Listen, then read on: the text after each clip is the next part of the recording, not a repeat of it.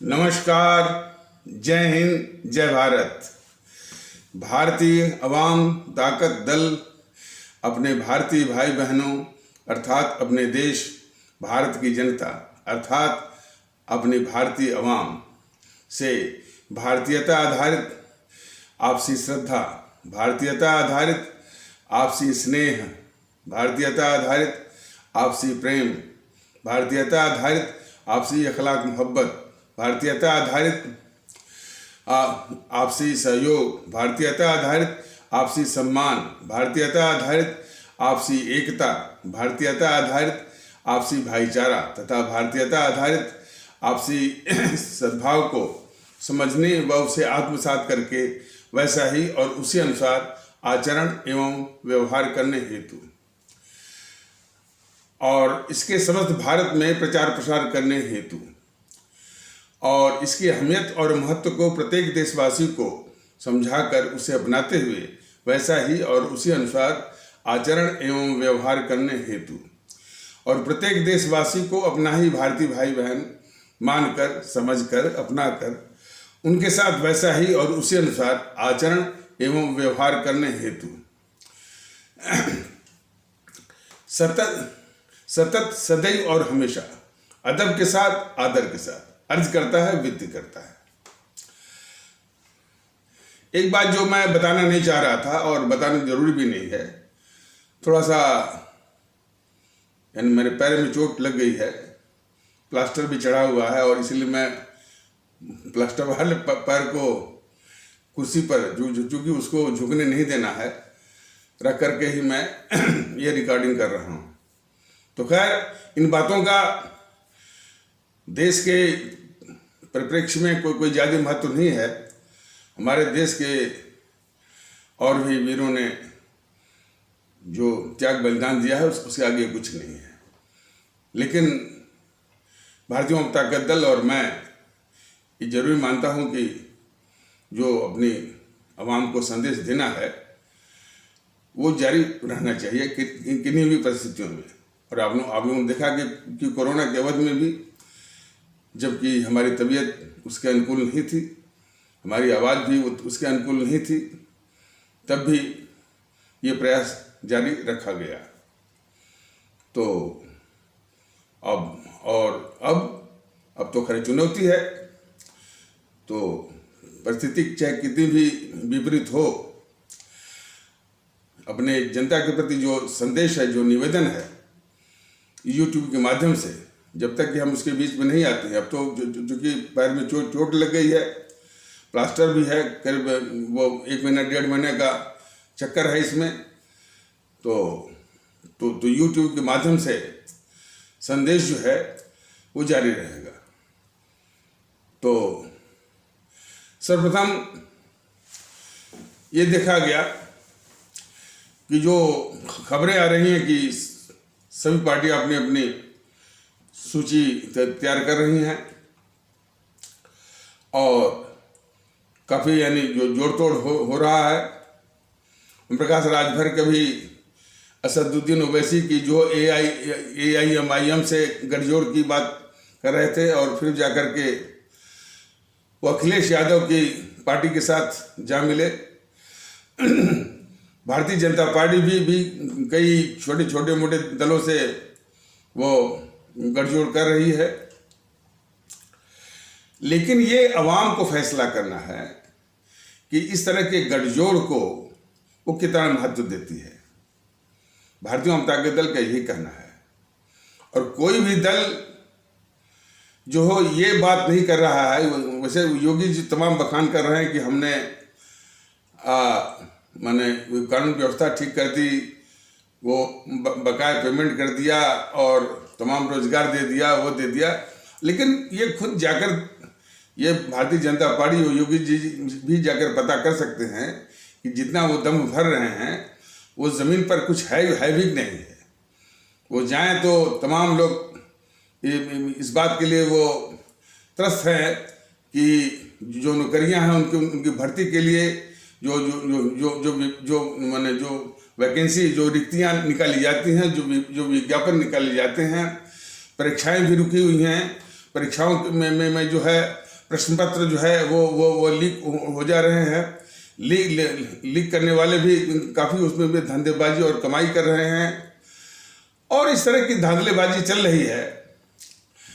तो और जहाँ तक कि वो कानून व्यवस्था का दम भरते हैं, तो ये उनको जवाब देना पड़ेगा। माननीय मुख्यमंत्री योगी आदित्यनाथ जी को ये जवाब देना पड़ेगा कि उनकी नाक के नीचे एक खूंखार और बहुत दुर्दांत अपराधी रघुराज प्रताप सिंह उर्फ रज्जू भैया है, वो कुंडा का। तो क्या योगी जी की नज़रों में वो अपराधी नहीं है? कल को कोई उन पर यह आरोप लगाए कि आप उसको संरक्षण इसलिए दे रहे हैं क्योंकि वो आपकी जात का है, तो अपराध जैसे मार्मिक मामलों में भी जो जातिवाद देखे तो समझ जाइए कि वो किस किस्म का मुख्यमंत्री है और मुख्यमंत्री की उसकी क्या पात्रता है। और इसके पहले भी भारतीय जनता दल माननीय मुख्यमंत्री श्री योगी आदित्यनाथ जी से ये जानना चाहता है कि आप प्रदेश से अपराध खत्म करना चाहते हैं, प्रदेश से अपराध खत्म करना चाहते हैं या अपराधी। और ये आपको जानना चाहिए कि जनता को या प्रदेश को राहत तभी मिल सकती है जबकि अपराध खत्म हो। और आपको यह भी जानना चाहिए कि एकाध अपराधी के खत्म होने से अपराध खत्म नहीं होते। और खास करके जो बड़े बड़े वो सुनियोजित अपराध होते हैं, उसके एकाध अपराधी के खत्म करने से तो अपराध कभी जाता ही नहीं है। यदि आप मुख्तार अंसारी के विषय में तमगा लूट रहे हैं, तो मुख्तार अंसारी तो खैर उसके साथ आपने जो किया वो ठीक किया। वो मैंने उसको कानून के दायरे में लाए। वो छिपकर बैठा था पंजाब में, इसे राहुल के संरक्षण में, अमरिंदर सिंह के संरक्षण में पंजाब में, वहाँ से भी आप उसको खींच के लाए। उसकी संपत्तियों को ध्वस्त करवाया, वो भी सही है। लेकिन योगी जी, आपको जानना चाहिए कि ये मुख्तार अंसारी अपने आप में ताकतवर नहीं था। इनके ऊपर हाथ किसका था? मुलायम सिंह का था। तो इतना सामान्य ज्ञान है कि अपराध को जो शह देता है उससे कई गुना अपराधी होता है। और शह देने वालों को जब तक आप ध्वस्त नहीं करेंगे, वो अपराध जाएगा नहीं। तो इसलिए अपराध को खत्म करने का न्याय की ये मांग है या उसका तकाजा है कि मुख्तार अंसारी जैसे खूंखार अपराधी को संरक्षण देने वाले मुलायम सिंह को भी उसी प्रकार ध्वस्त करें और उसी प्रकार उनको पंग बनाएं। और निश्चित है कि उसको अभी भी बरदहस्त जो है कुछ पार्टियों का या अखिलेश यादव का वो संरक्षण प्राप्त है। तो जब तक ऐसे लोगों को पंग नहीं बनाएंगे, ध्वस्त नहीं करेंगे, वो अपराध नहीं जाएगा। एकाध अपराधी तो खत्म हो जाएंगे। ये आपको अच्छी तरह से जानना चाहिए, और वो भी जनता के हित में। जनता के हित की बात बिल्कुल नहीं है। और एक महत्वपूर्ण बात, बीजेपी का एक समर्थक यूट्यूबर अश्विनी उपाध्याय जो वकील है, अब यूट्यूब पर जरा देखिए, अब वो ये कहना शुरू कर रहा है कि हमारे देश में भ्रष्टाचार गया नहीं है। आप थाने में जाइए, पैसे जो है वो पैसा लगेगा। अब माने थाने में जाइए, आप भ्रष्टाचार के शिकार होंगे। नगर निगम में जाइए, आप भ्रष्टाचार के शिकार होंगे। किसी भी दफ्तर में जाइए और माने राज्य सरकार के आप जाइए, आपको भ्रष्टाचार का शिकार होना ही पड़ेगा। बल्कि ये लोग तो यहाँ तक कहते हैं कि भ्रष्टाचार महंगा हो गया है। यानी जो काम पहले 100 रुपये में होता था, आजकल वो 500 रुपये में हो रहा है। जो 500 में होता था, वो आजकल वो 2000 में हो रहा है। तो इस बीजेपी के आने से और योगी जी के आने से वो भ्रष्टाचार महंगा हो गया है। तो ये इनका दंभ है, ये इनका नाटक है। सर्वप्रथम भारतीय जनता दल जो देश में भारतीयता के माहौल के लिए भी कोशिश कर रहा है, उत्तर प्रदेश में सरकार इसकी बनती है तो भी वही कोशिश जारी रहेगी। लेकिन इसके साथ साथ किस तरह का प्रशासन देगा, किस तरह का शासन देगा, किस तरह के शासन प्रशासन का माहौल देगा, इसके नमूने के विषय में कई बार ये बता चुका है। और जितनी भी इससे मुतल्लिक जो समस्याएं हैं, चाहे किसानों की समस्या हो, किसानों के उपज की खरीद का समस्या हो, चाहे गन्ने की खरीद का समस्या हो, चाहे गन्ने के खरीदने के बाद जो है उसकी जो अदायगी की समस्या हो, और खाद है और इत्यादि बीज है, और इस तरह की जो समस्याएं हैं। और फिर जो है जो लड़के, जो बच्चे हैं, जो युवक हैं, उनके रोजगार की बात है। और शिक्षा में जो काफी उसको पटरी से उतारा गया, उसको ध्वस्त किया गया समाजवादियों के शासनकाल में। जो नकल को इतना बढ़ावा दे करके शिक्षा व्यवस्था को ध्वस्त किया गया, और फर्जी डिग्री, फर्जी टीचर, फर्जी संस्थाएं, और जो है और उनसे निकले हुए जो बच्चे, उनके साथ जो है शिक्षा के गुणवत्ता की हत्या इत्यादि सब जो है शिक्षा के साथ पूरा इतना बड़ा माने वो ध्वस्त किया हुआ व्यवस्था इसने दी है, वो समाजवादियों ने और समाजवादी की सरकारों ने। तो यह भी एक बहुत बड़ा अभिशाप है, उसको भी दूर करना है। और सरकारी दफ्तरों में जो हरामखोरी है, निकम्मापनी है, और जो भ्रष्टाचार है और पक्षपात है, इससे भी जनता और हमारी आदरणीय भारतीय आवाम त्रस्त है। ये भारतीय जनता दल को अच्छी तरह मालूम है। इस तरह की और भी समस्याएं हैं। इन सभी को जो शासन की शैली जो भारतीय जनता दल देगा अपने आवाम को, अपने आदरणीय भारतीय भाई बहनों को, वो जो है हमारे परम आदरणीय राष्ट्रभक्त शिरोमणि नेताजी सुभाष चंद्र बोस की जो शैली थी, उसी शैली के अनुसार। हालांकि उन्होंने तो तानाशाही की बात कही थी, तो चूंकि ये लोकतंत्र है, तानाशाही तो माने लागू नहीं हो सकता है, लेकिन उसी स्तर की सख्ती, कठोरता, अनुशासन लागू हो सकता है। और वो भारतीय जनता दल लागू करेगा। अनुशासन भी रहेगी, अनुशासन की कठोरता भी रहेगी, और निष्पक्षता और शासन चुस्त दुरुस्त।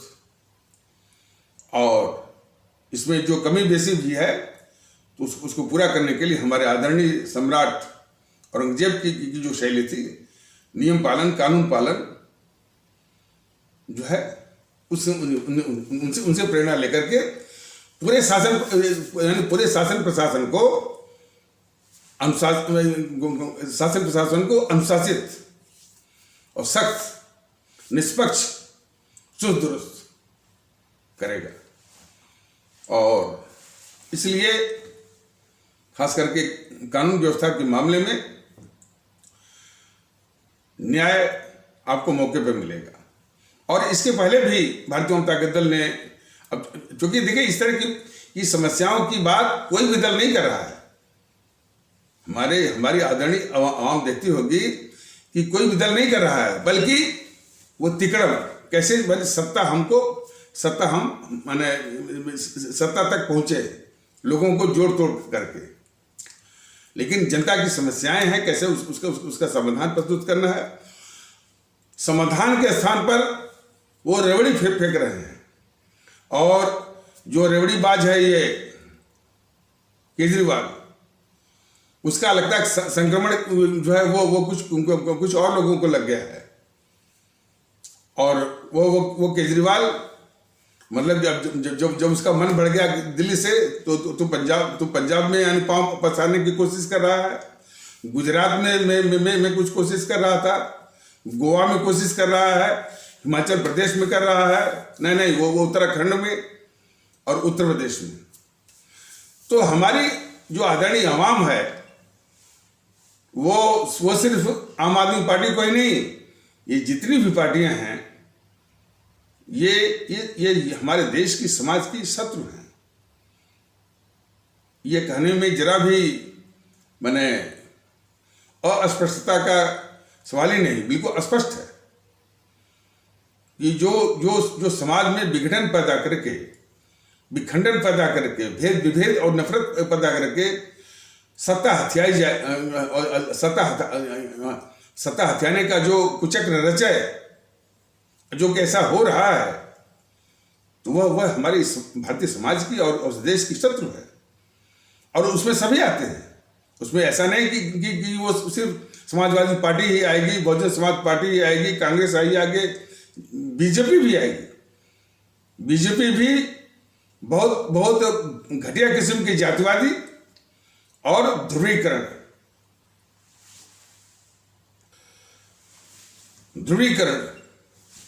और इस तरह का एक भ्रम हमारे हिंदू सनातन आस्था वाले भारतीय भाई बहनों के समाज में कि ये बीजेपी ही वो हिंदुत्व की और हिंदू सनातन की रक्षा कर सकती है। ऐसे इस तरह का जो भ्रम फैलाने वाले हैं, उनको भारतीय जनता पार्टी दल बताना चाहता है और हमारी आवाम भी उनको संदेश दे कि वह हिंदुत्व के रक्षक हो नहीं सकते, वह हिंदुत्व के प्रतिनिधि भी नहीं हो सकते। जिस तरह से जो देश के साथ इंसाफ नहीं कर सकता, अपनी आवाम के साथ इंसाफ नहीं कर सकता, वह किसी पंथ, और वो भी हमारा हिंदू सनातन पंथ तो बहुत ही महान और आदर्श है, बहुत ही पुरातन है, उसके साथ उसकी रक्षा ये क्या करेंगे और क्या और जो है और उसके प्रतिनिधि होने की कौन सी पात्रता ये रखते हैं? सिर्फ जय श्री राम बोलने से? तो ये भ्रम जो है वो तोड़ना पड़ेगा। और उससे भी बड़ी बात, ये हमारे सभी आदरणीय भारतीय भाई बहन अच्छी तरह से समझें और इस बात को आत्मसात करें कि देश यदि मजबूत रहेगा तो हिंदू सनातन भी सुरक्षित रहेगा, या वो भी मजबूत रह पाएगा। हमारा मुल्क महफूज रहेगा, सुरक्षित रहेगा, तभी इस्लाम जो है महफूज या सुरक्षित रह पाएगा। और उसी प्रकार अन्य जो आस्था के अनुसरण करने वाले हमारे भारतीय भाई बहन हैं, वो भी समझ ले कि उनके क्रमशः जो आस्थाएं हैं या पंथ है, वो तभी सुरक्षित रह पाएगा जबकि हमारा मुल्क सुरक्षित रहेगा।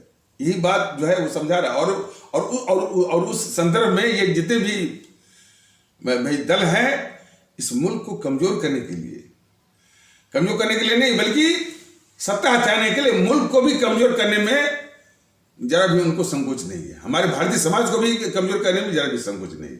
इसलिए वो मैंने साफ अल्फाजों में वो हमारे भारतीय समाज के और इस देश के शत्रु हैं और हितैषी बन नहीं सकते। जैसे अरे इन्हीं का ले लीजिए, जो जो हमारे योगी आदित्यनाथ जी हैं, जो शख्स कहता है कि मैं गर्व से कहता हूँ मैं हिंदू हूँ। भारतीय संविधान किसी हिंदू को पात्रता नहीं देता है, किसी भी हिंदू को पात्रता नहीं देता है किसी भी संवैधानिक पद पर आसीन होने के लिए। वो सिर्फ जो है वो पात्रता है किसकी? भारतीय की। We the people of India, हम भारत के लोग, यही आदेश, यही निर्देश हमारे भारतीय संविधान का है, जो कि उसने अपने प्रस्तावना के जरिए दिया हुआ है। तो यह योगी आदित्यनाथ भी समझ ले, भारतीय जनता पार्टी के लोग भी समझ ले, और सबसे जरूरी कि हमारे आदरणीय भारतीय अवाम भी समझ ले। तो वो पात्रता रखते ही नहीं, और जो इनका आचरण है योगी जी का, उस आचरण से बराबर ये दिखाते हैं कि किसी पंथ विशेष के ही ये मुख्यमंत्री हैं। कांवड़िया जब होगी तो ये हेलीकॉप्टर से वो फूल बरसाएंगे, और फूल बरसा करके असदुद्दीन ओवैसी लोगों को माने वो नसीहत देंगे, या उनके लिए ये रास्ता बनाएंगे कि असदुद्दीन ओवैसी जब मुख्यमंत्री बनेगा तो जब ताजिया निकलेगी तो वो भी हेलीकॉप्टर से फूल वो बरसाएगा।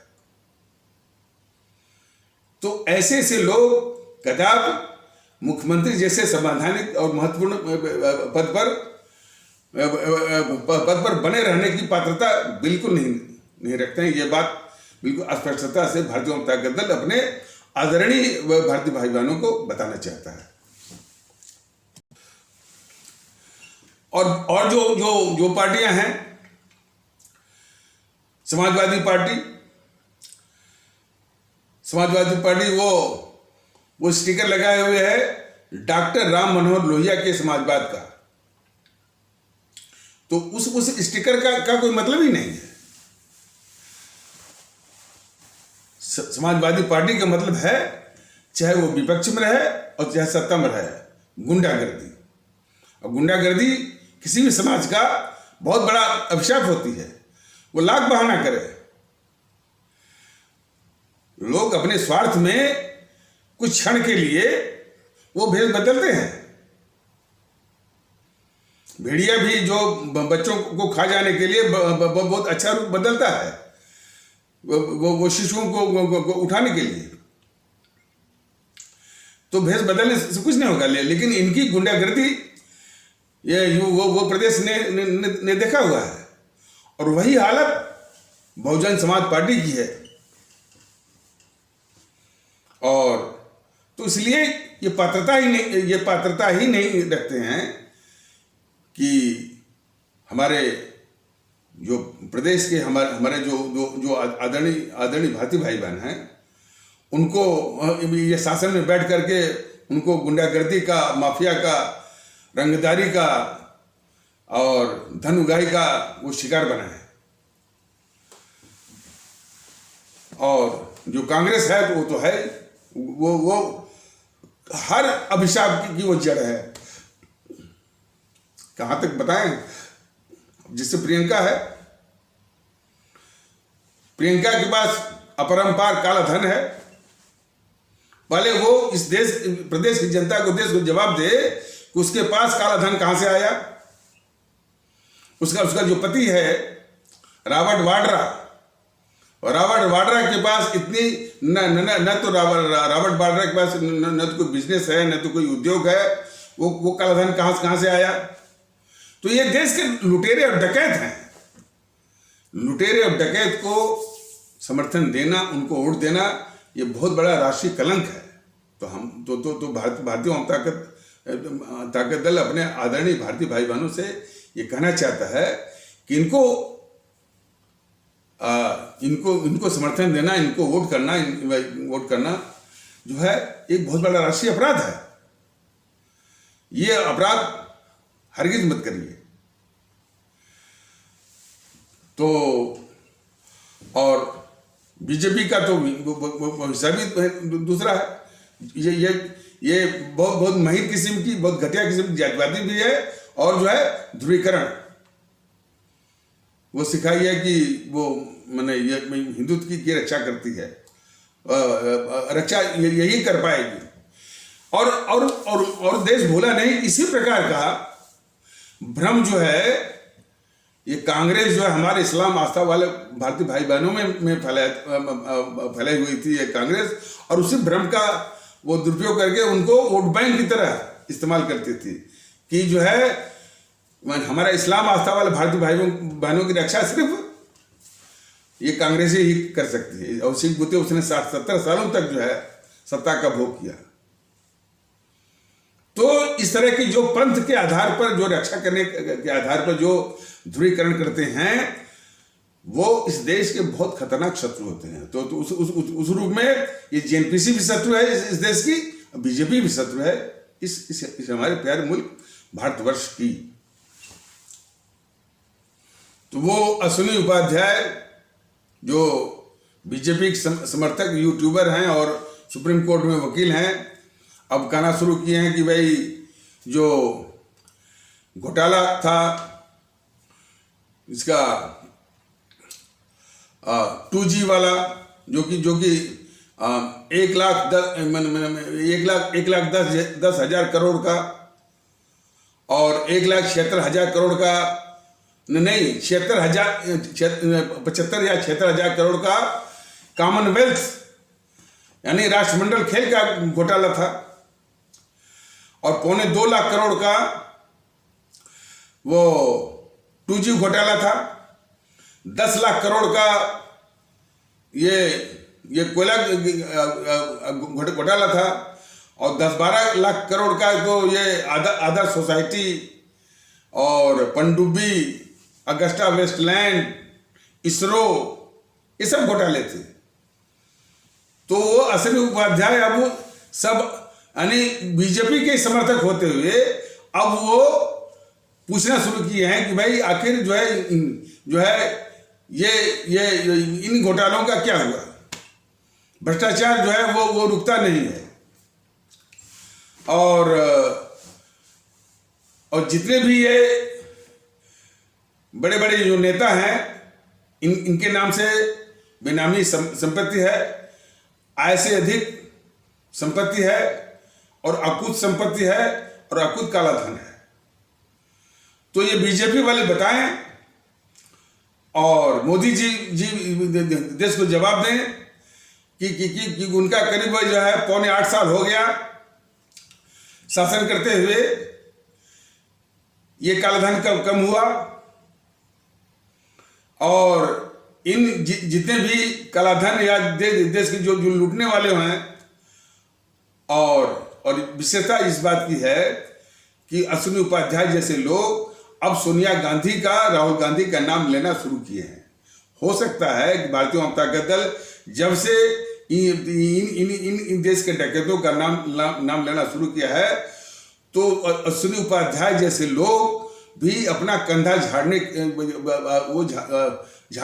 के प्रयास में लग गए हैं। और इसी प्रकार दिखेगा कि जितने भी बीजेपी के समर्थक चाहे यूट्यूब पर हो चाहे यूट्यूब बाहर हो, वो इस जब इनका बीजेपी का जो पाप है कि इनकी जो घोटालों के विषय में, वो यूपीए सरकार के वक्त के जितने भी घोटाले थे, आपका मैंने ये आपका CWG और 2G और जो है कोयला और अगस्टा वेस्टलैंड, पनडुब्बी, इसरो, आदर्श सोसाइटी, ये सारे घोटाले ये मोदी जी सब निकल गए, और एक पर भी वो बात करने के लिए तैयार नहीं है, न बीजेपी वाले बात करने के लिए तैयार हैं।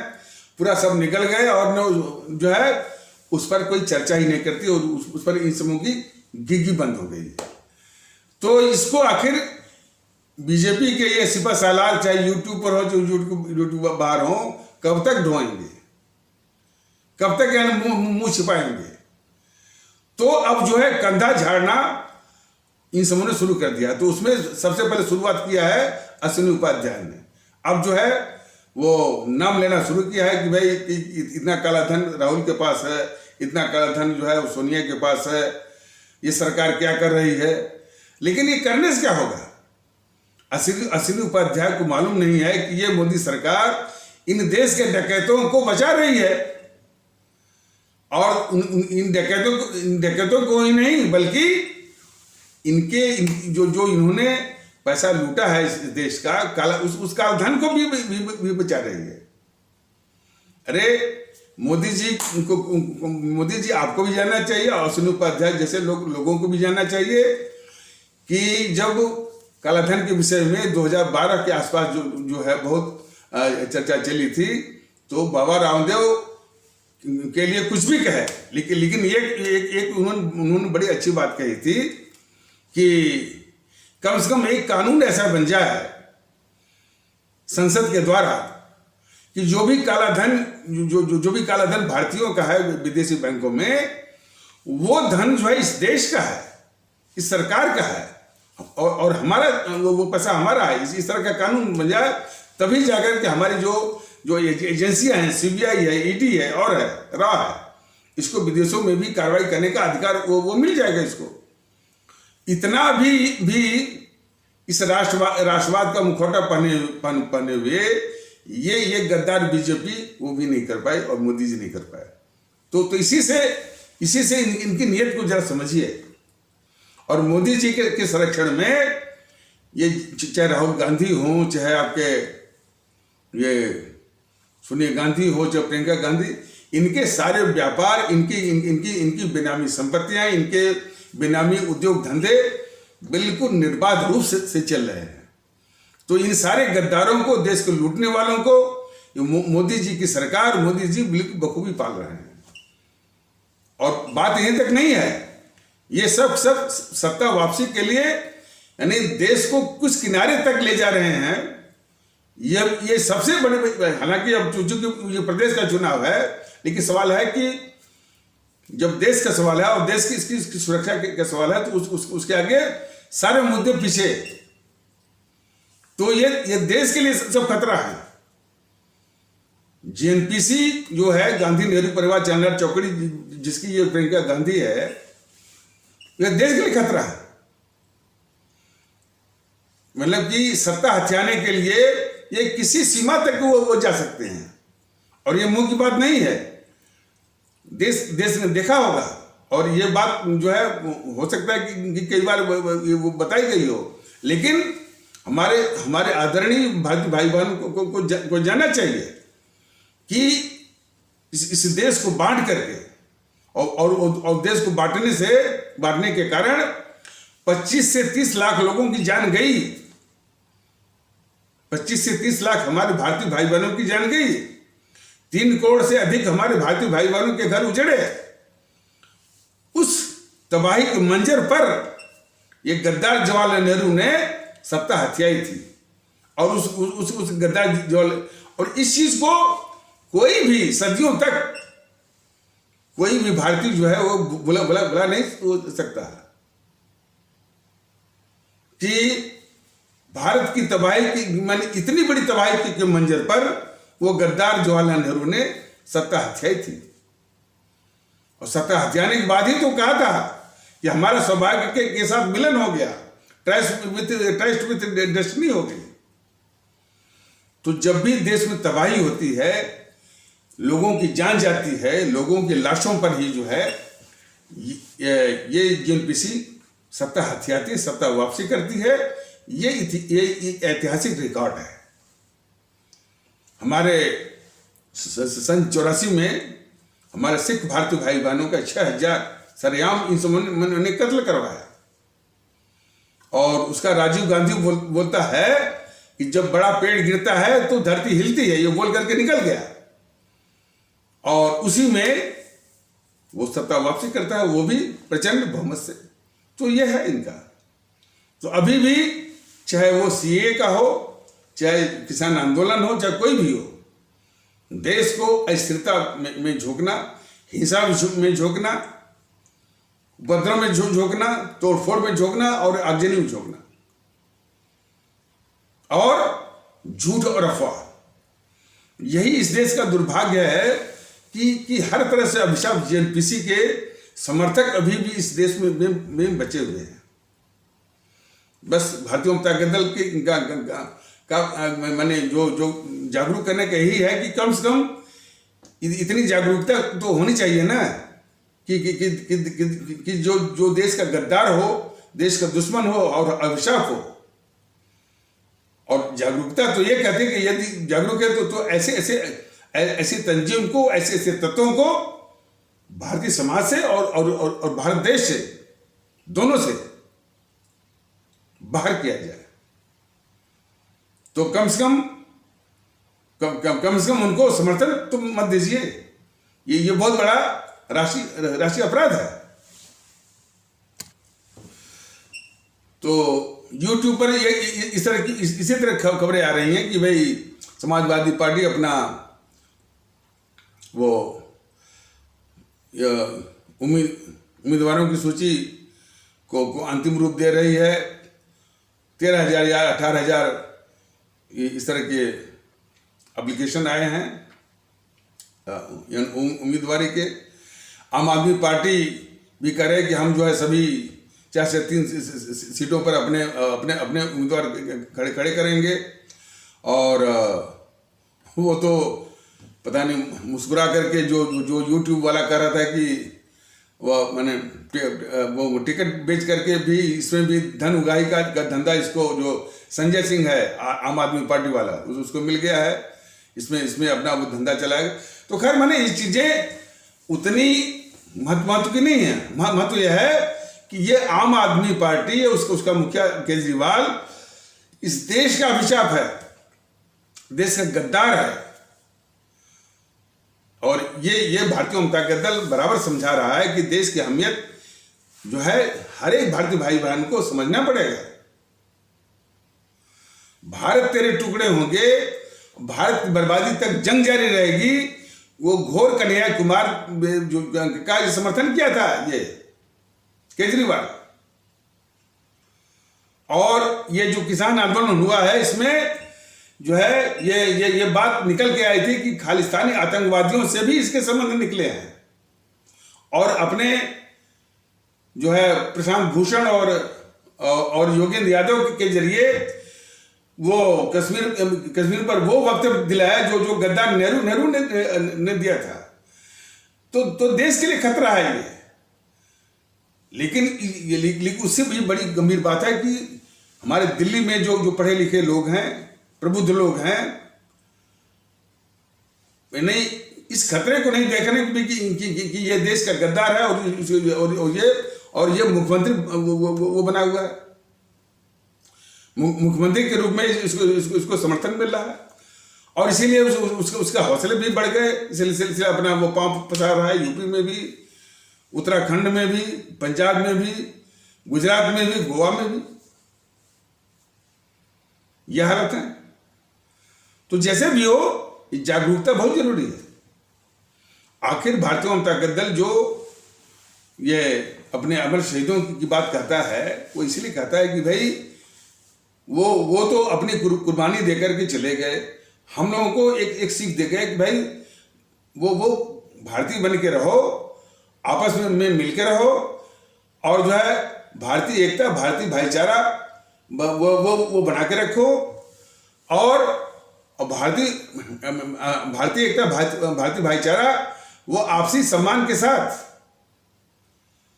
और बाकी चीजें वो अपने आप होती जाएंगी। लेकिन इन जो देश विरोधी ताकतें हैं, एक तो उनको इतिहास में जो है आतंकवादी लिखवाए। भगत सिंह को इन जेएनपीसी और जेएनपीसी के चाटुकार इतिहासकारों ने इतिहास में आतंकवादी लिखवाया। तब भी लोग उसको वोट कर रहे हैं। बताइए, भगत सिंह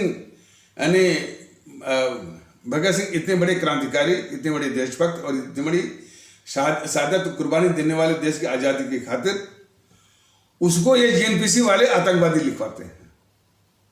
और ये मैं सिर्फ नहीं कर रहा हूं, ये भी जान लीजिए।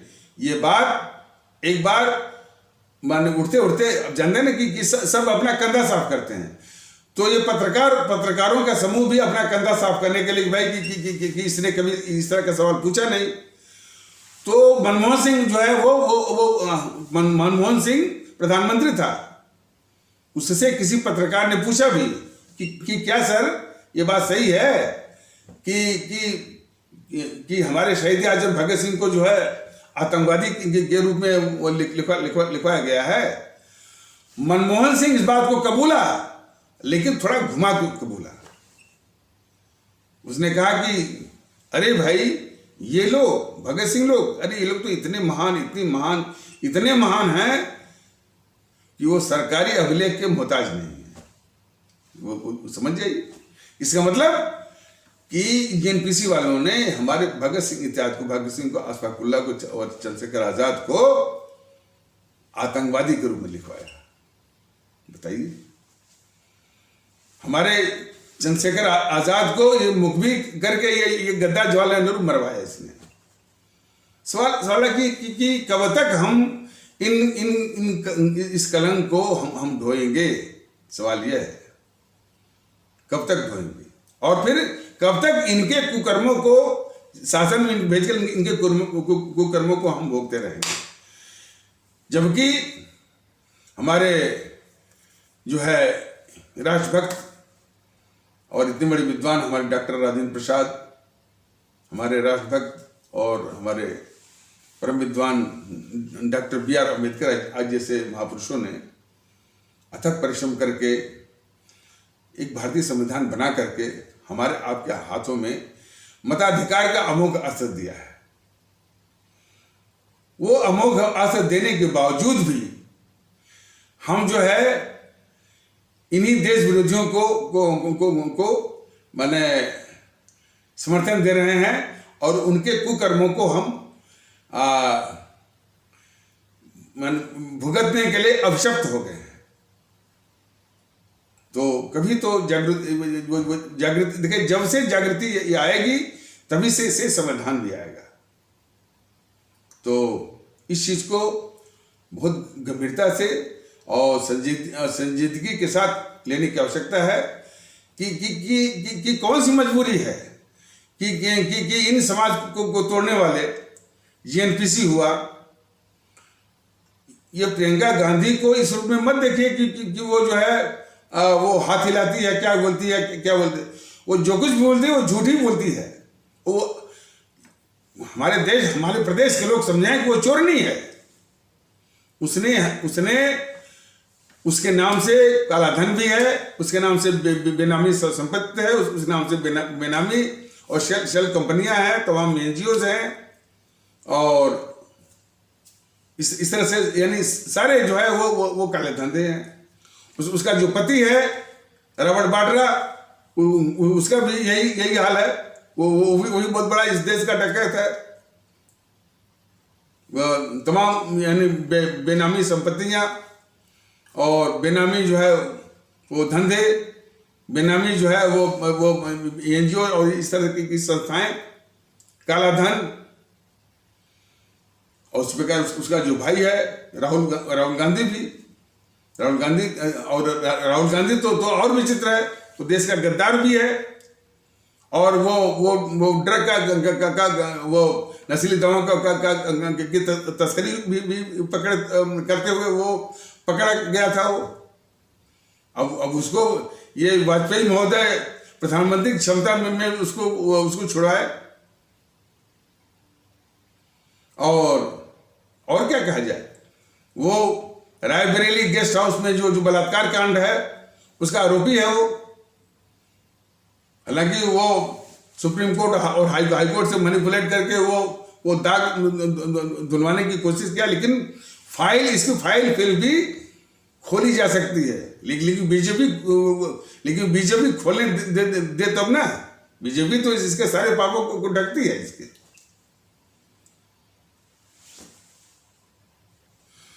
तो उत्तर प्रदेश के चुनाव के संबंध में भी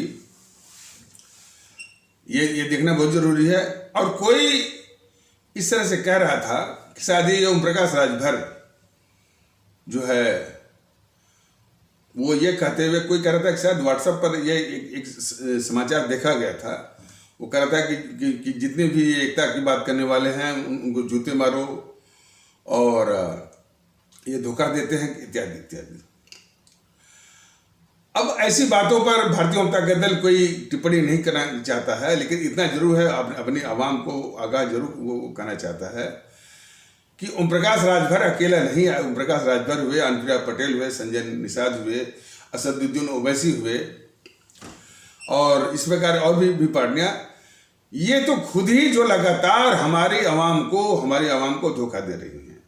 लेकिन बात यहीं तक सीमित नहीं है, हमारी आवाम भी इनसे धोखा खाने के लिए वो तैयार बैठी है। इनसे धोखा वो क्यों खा रही है? कौन सी मजबूरी है? कोई मजबूरी नहीं है बिल्कुल। यानी अपने मन को साफ करना होगा और इनकी जाल से निकलना होगा और ये खुद ही जो है वो धोखा देने वाले हैं। अब जरा देखिए, जो एकता की बात करता है तो वो कहते हैं कि ये धोखा देने वाले हैं, और जो समाज के टुकड़े में टुकड़ा करके जो है समाज को सत्ता हथियाना चाहता है, जो है वो दूसरों को कह रहा है कि जो है वो माने ये धोखा देंगे। वो खुद ही यानी जिनका हितैषी बनने का दम भरता है वो ओम प्रकाश राजभर जो है, ऐसे लोग कई लोग होंगे, वो खुद ही यानी उन भारतीय भाई बहनों के तबकों के साथ बहुत बड़ी नाइंसाफी, बहुत बड़ा वो धोखा दे रहा है। और शायद हमारे वो भारतीय भाई बहन बिल्कुल समझते होंगे इस बात को कि ये जिस भी पार्टी से गठजोड़ करता है तो सिर्फ अपने मंत्री पद के लिए और अपने भाई के या अपने किसी रिश्तेदार के एमएलसी के लिए। तो इससे बड़ा और वो प्रकाश राजभर कोई अकेला नहीं है, वो तमाम इस तरह से जो है सिर्फ सत्ता हथियाने के लिए जो है हिस्सा मांगने के लिए वो दौड़ पड़े हैं। असदुद्दीन ओवैसी तो कहता है ना, हमको हिस्सा चाहिए। ऐसे लोगों से भारतीय जनता दल तो सावधान रहे, लेकिन ये सावधानी तब आएगी ना कि जब आप एक होंगे, जबकि भारतीयता का माहौल लाएंगे। जब कहते हैं भाई जिसकी जितनी क्या कहते हैं आबादी उतनी उसकी भागीदारी, तो जिसकी मन क्या होता है?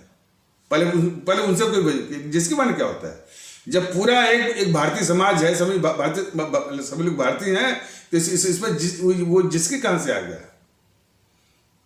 और ये नारा कहां से आता है? जो बाबा साहब के नाम पर राजनीति कर रहा है, वो कहता है कि जिसकी जितनी आबादी उतनी उसकी हिस्सेदारी। कौन? जो बाबा साहब के नाम पर राजनीति कर रहा है। जबकि बाबा साहब कह रहे हैं जातविहीन समाज। बाबा साहब के सहयोग से जो संविधान कहता है कि हम लोग भारतीय, तो धोखा देने वाले ये लोग हैं। लेकिन सिर्फ इतना ही मेरे कह देने से या किसी के कह देने से काम नहीं चलेगा।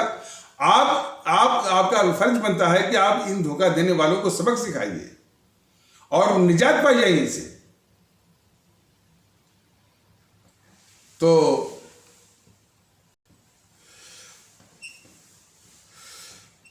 भारतीय जनता दल को सिर्फ दो ही चिंता है, देश और अपनी आवाम, और इसी की बात करेगा। ये कभी भी देश की बात नहीं करते हैं। देश का मसला जब आता है तो देश के साथ गद्दारी करते हुए यानी इनके आदमी दिखते हैं, और जब इनके आदमी देश के साथ गद्दारी करते हुए मिलते हैं तो मीडिया वाले थोड़ा इधर उधर की माने वो दिखावटी बात उनको दिखा करके, जैसे जब विश्व का इतना खूंखार, इतना निर्मम हत्या करने वाला क्रूर तालिबान जो है वो अफगानिस्तान पर कब्जा कर लिया, तो यहीं पर उस क्रूर निर्मम हत्यारे तालिबान के समर्थक पाए गए अपने देश में। और वो जो समर्थक कहाँ मिले? समाजवादी पार्टी में मिले, शफीकुर रहमान और टीएस हसन। तो लोगों ने बस टीएस हसन पर वो आक्रमण किया और जो है शफीकुर रहमान पर किया।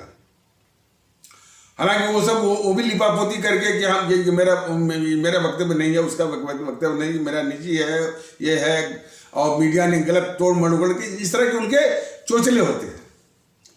लेकिन यह हमारे देश के लोगों को जानना चाहिए कि बगैर अखिलेश के सह के वो बोल नहीं सकते। मैंने इस देश में तालिबान की मानसिकता या तालिबान की मानसिकता के समर्थक जो है ये पहला वो दृष्टांत नहीं है, बल्कि जो आतंकवादियों को जो कि जेल में बंद है उनको छुड़ाने के लिए ये अखिलेश की सरकार जो है बराबर जो है कोशिश करती रही। बताइए, हमेशा जो है जो उपद्रवी हैं, जो सांप्रदायिक उपद्रवी, उनके साथ खड़ी होती है। ये हमारे खास करके इस्लाम आस्था वाले भारतीय भाई बहनों के समाज के अभी भी कैंपों में पड़े हुए हैं, और ये देन उसी समाजवादी पार्टी की है। देखिए, जब ये बातें अवाम के हित में, देश के हित में, प्रदेश के हित में जब ये बताई जाती हैं, तो ये पार्टियां अपने भाइयों को सिखा पढ़ा करके ये कहते हैं कि हम तो छोटे दल हैं। सवाल छोटे बड़े का नहीं है, सवाल है कि ये तो आपका चरित्र है, वो तो है ही, और आप जो है मौके बेमौके इस जीएनपीसी के साथ हाथ मिलाते हैं। और जीएनपीसी इस देश का सबसे बड़ा अभिशाप है। ये आप माने न माने, आपके जो पापा हैं, आपके जो पिताजी हैं, पिताश्री जो है मुलायम सिंह ने भी कहा है, लेकिन वो कहते भी हैं और जाकर उससे सड़ते भी हैं। शायद आप भूल रहे हैं अखिलेश जी कि जब आपकी सरकार बनी थी 2012 में, और जब आप मुख्यमंत्री बने थे, आपके मुख्यमंत्री बने के साथ एक ही या 2 दिन के बाद किसी पत्रकार ने उनका साक्षात्कार लिया था। उस साक्षात्कार में उस बात को कबूला था कि इस देश की सबसे यदि कोई दुष्ट पार्टी है तो कांग्रेस है।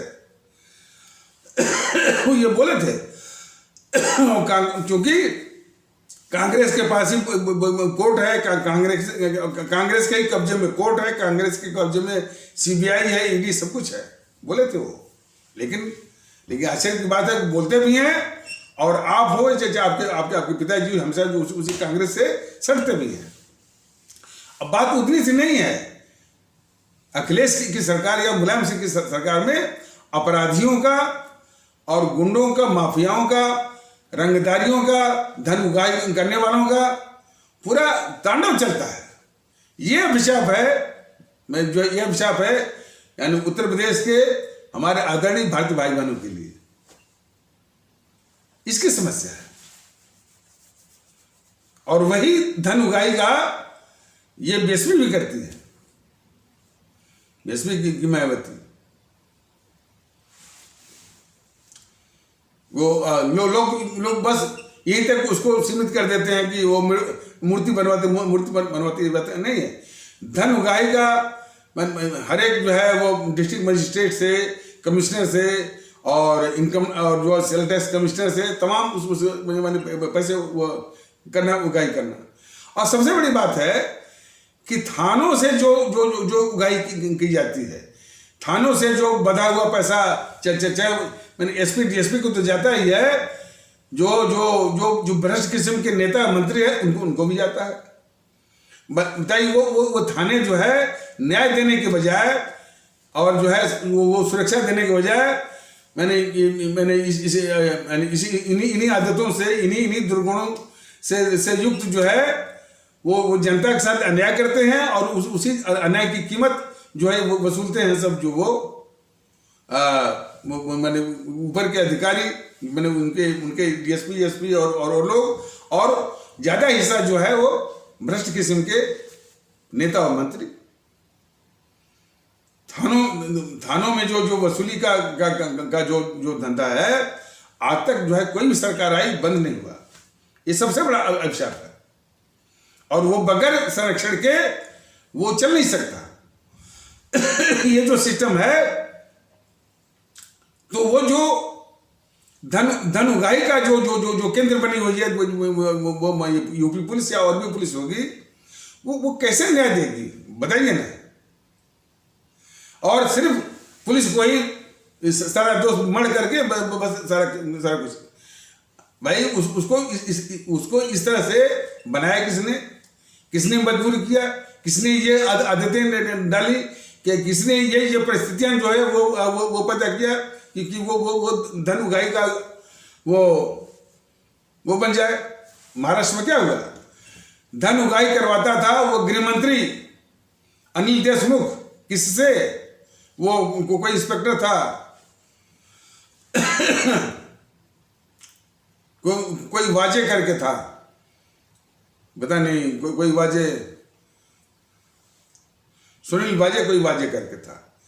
और उसी में पता नहीं जो परमवीर सिंह जो कमिश्नर ऑफ पुलिस था, पुलिस आयुक्त था मुंबई का, वो भी हो सकता है कि शामिल हो। ये दोनों गायब हो गए। तो ये ऐसा नहीं कि ये सिस्टम सिर्फ मुंबई में है, वो तो नमूना है। तो इनके रहते हुए सवाल इस बात का भारतीय जनता दल यही बताना चाहता है कि ये तो एक आध नमूना के रूप में वो बाहर आ गया, लेकिन आपको न्याय कैसे मिलेगा, आपको सेवा कैसे मिलेगी, इसकी बात कोई भी पार्टी नहीं करती। आप सुन लीजिए, यूपी का इलेक्शन आया है ना, यूपी का इलेक्शन में बीजेपी वाले हैं, वापस सपा वाले हैं, बसपा वाले हैं, कांग्रेस वाले हैं कि हम जो है थानों से उगाही का सिस्टम बंद कर देंगे, भ्रष्टाचार हम जो वो खत्म कर देंगे, ये जो भ्रष्टाचार का जो सिस्टम है उसको समाप्त कर देंगे। बिल्कुल नहीं, जोड़ तोड़ में कैसे इनको जोड़ लेंगे, और जोड़ तोड़ भी किस आधार पर। देखिए ये समाज के देश के कितने बड़े दुश्मन हैं। इनकी नजरों में हमारे देशवासी भारतीय हैं ही नहीं, ये सबसे बड़ा अपराध है। और ये इस तरह का जो अपराध, मानसिक अपराध और व्यवहार का भी अपराध है। मोदी महोदय जो है, इसके पहले भी बताया गया है कि जो गुजरात के मुख्यमंत्री थे, वो कभी नहीं बोलते थे कि हम 6 करोड़ भारतीयों के मुख्यमंत्री हैं, बराबर बोलते थे 6 करोड़ गुजरातियों के मुख्यमंत्री हैं। तो जो हमारे देशवासियों को भारतीय नहीं मानता है, वो कैसे पात्र हो सकता है कि वो मुख्यमंत्री हो, और कैसे पात्र हो सकता है कि वो प्रधानमंत्री हो। तो जो हालात मोदी जी की है, वही हालात जो है वो योगी की है। वो अपने को भारतीय मानते नहीं, हिंदू है। वही हाल जो है ये असदुद्दीन ओवैसी की है, और जो है ये सपा वाले बसपा वालों का तो हिस्सा भी वो दूसरा है, अलग है। तो ये हमारे देशवासियों को भारतीय नहीं मानते हैं कि ये ठाकुर है, तो ये ब्राह्मण है, तो ये मुसलमान है, तो ये राजभर है, तो ये कोयरी है, तो ये खट्टिक है, ये शेड्यूल कास्ट वाला है, तो ये जाटव है। ये सबसे बड़ा देश के खिलाफ अपराध है। इन देश के अपराधियों को जो है दंडित करने का काम, दंडित करने की जिम्मेदारी आप भारतीय भाई बहनों पर है। आप कम से कम भारतीय एकता का प्रदर्शन की जिम्मेदारी अब आपके कंधों पर है। और ये भारतीय जनता दल ने अनुभव जो प्राप्त किया ही है। ये जो है हमारे शहीद आजम भगत सिंह इतनी बड़ी जो है कुर्बानी और शहादत देने वाले आज़ादी के खातिर, उनका जो अनुभव रहा है, उनका जो तजुर्बा रहा है, उन्होंने जो आदेश दिया है, निर्देश दिया है, हम माने देशवासियों को जो कि हम उनकी संतान हैं, कि इन काले अंग्रेजों को, अब काले अंग्रेज कौन, जो कि इस देश को देश और समाज को बांट करके अपने सत्ता और वोट की राजनीति करते हैं, उनको दंडित करना होगा। और ये जागृति हर हालत में आनी पड़ेगी। कुर्बानी दी गई, शहादत दी गई, उपदेश दिया गया, समझाया गया, लेकिन अभी भी जो जो ताकतों के गिरफ्त में उनकी मानसिकता के गिरफ्त में अभी भी काफी लोग हैं। उनको उनको उनको उनको निकालना पड़ेगा। भारतीय जनता दल भले वो संसाधन में पीछे है, लेकिन वो निकाल के रहेगा। और यही विश्वास जो है भारतीय जनता दल अपने आदरणीय भारतीय भाई बहनों को दिलाना चाहता है कि भारतीयता आधारित एकता, भारतीयता आधारित भाईचारा, भारतीयता आधारित जो है आपसी सद्भाव का माहौल लाना ही लाना है। चाहे हजारों जो है वो पुष्पेंद्र कुलश्रेष्ठ जो कि भाईचारा का ही मजाक उड़ाते हैं, हजारों जो है वो असदुद्दीन ओवैसी हों जो कि अपना हिस्सा मांगते हैं, इसमें क्या है? हजारों जो है वो बामन मिश्र हो और चंद्रशेखर रावण हो जो कि हमारे ब्राह्मण कहे जाने वाले आदरणीय भारतीय भाई बहनों के खिलाफ झाड़ू करते हो, वो हजारों है। तब भी भारतीय जनता दल अपनी आदरणीय भारतीय अवाम को जगा करके और आपसी सम्मान के आधार पर सब लोग बराबर हैं, बराबरी के आधार पर समान प्रतिष्ठा और इज्जत देते हुए सबको और यही निवेदन सबसे कर रहा है कि भाई हमारे भारतीय भाई बहन भी उनको इज्जत दें और उनको गले से लगाएं, भारतीय एकता लाएं, ये बहुत जरूरी है। तो इन्हीं आवश्यक शब्दों के साथ इस आवश्यक परिचर्चा को और वास्तव में इस मुहिम को तेज करना है, इस संदेश को आगे बढ़ाना है, यही काम है। तो इन्हीं आवश्यक शब्दों के साथ इस आवश्यक परिचर्चा को यहीं पर विराम दिया जाता है। तब तक के लिए नमस्कार, जय हिंद, जय भारत।